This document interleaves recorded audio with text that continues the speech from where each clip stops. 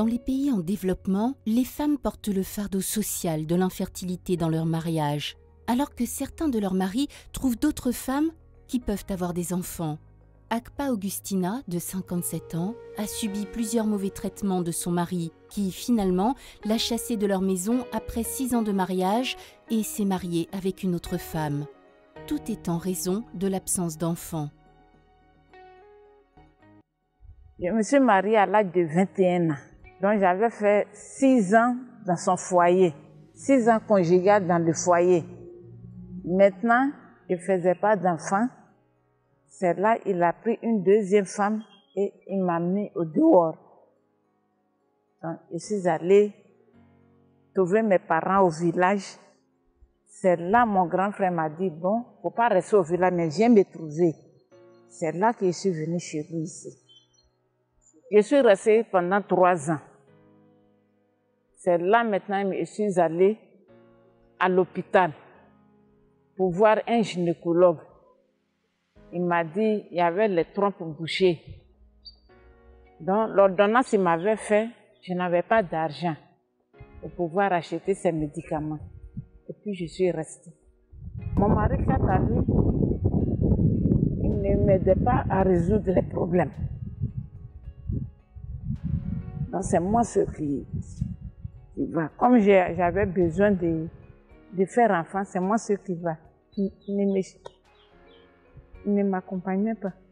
À l'âge de 18 ans, quand j'apprenais mes cours, j'ai dit, il faut que je travaille d'abord avant de faire des enfants. Donc c'est là-bas, j'avais pris les médicaments et puis ça passait.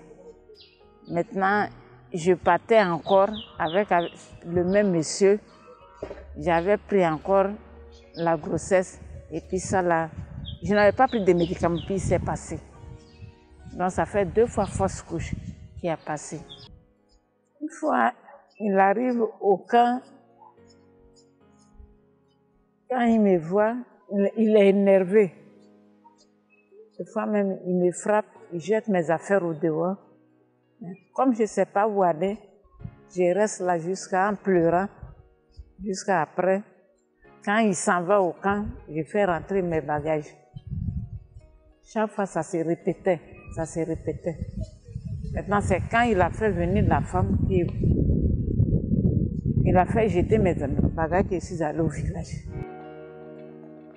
De retour à la maison de ses parents, à cause des ragots et les pourparlers par les amis et d'autres femmes, Augustina doit s'emprisonner chez elle, la plupart du temps.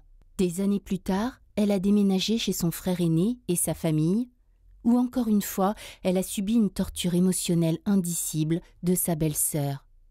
Ces activités négatives ont finalement abouti à ce qu'elle est tombée malade avec une pression artérielle élevée et a eu un AVC, accident vasculaire cérébral. Elle a dépensé tout son pécule en dépenses médicales afin de sauver sa vie.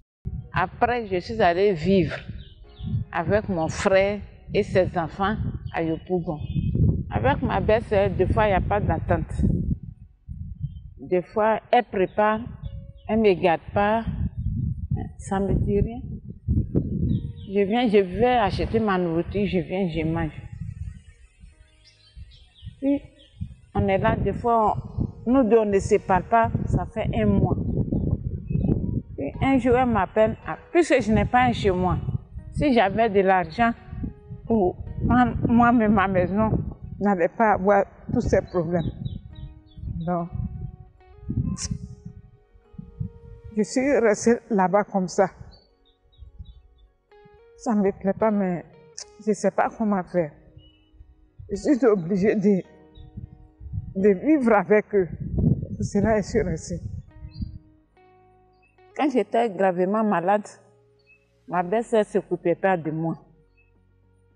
Donc, il ne sait pas comment faire. J'attends mon neveu à son retour. Quand il sort au retour, c'est lui qui s'occupe de moi. Il me donne les médicaments. Il dit, il est l'heure. Il me donne les médicaments. Je lui donne de l'argent. Va m'acheter ça, de la nourriture, je vais manger. Il fait ça pour moi. Il demande pardon à Mbek de m'aider à me soigner pour que je marche bien comme mes camarades. La joie d'Augustina ne connaît pas de limite puisque Merck a visité la Côte d'Ivoire pour mettre en place une entreprise de tissu africain print pour elle. Elle a des clients de différentes associations de femmes, des organisations et des groupes religieux.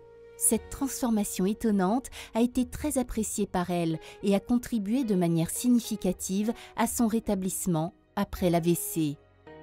Vraiment contente que Merck a ouvert ce magasin pour moi. Je suis heureuse même. Donc, mon cœur est apaisé. Je suis contente même. Parce que je vais oublier mes souffrances un peu. Et je suis bien même. Je veux que tout le temps qu'elle me respecte. Parce que quand je n'avais pas de magasin et puis j'avais les soucis, je m'assois tranquille. En tout cas, ça me donne tout le temps les pensées. Maintenant, Merck m'a donné ce magasin, beaucoup me respectent. Le magasin que Merck a créé pour moi, les femmes de l'association des églises viennent prendre les pains avec moi. Même elles commandent aussi, je vais les amener aussi. Et je suis très heureuse. Le mal va finir. Parce que c'est quand je pense trop que la tension me monte. Maintenant, Merck a ouvert ce magasin. Je sais que matin, je me réveille, je suis dans mon magasin, je trouve un peu à manger. Donc, je suis très contente. Je me présente, honorable Melej Catherine, je suis originaire de Dabou et je suis présidente de l'association de l'Union féminine, donc l'Union des femmes de l'Église protestante méthodiste. Ben, je me ressaisis, je félicite Merck. Parce qu'il y en a qui viennent faire des promesses, après on ne les voit plus. Mais elles sont venues, elles ont installé la boutique pour, comment s'appelle, Madame Akba. C'est extraordinaire. Aider les femmes. Et vous savez qu'en Afrique, quand vous n'avez pas d'enfants, c'est la frustration. On ne vous aime pas dans le ménage. Le mari même parfois est obligé d'aller ailleurs. Et puis la belle famille vous traite de sorcière. C'est le cas de Madame Akba, celle qu'on a aidée en ce moment. Vraiment, je les félicite. Oui, je n'ai jamais su qu'il y a une organisation qui vient aider les gens. Mais Merck m'a surpris vraiment. Merck m'a surpris. Je ne sais même pas ce que je vais dire.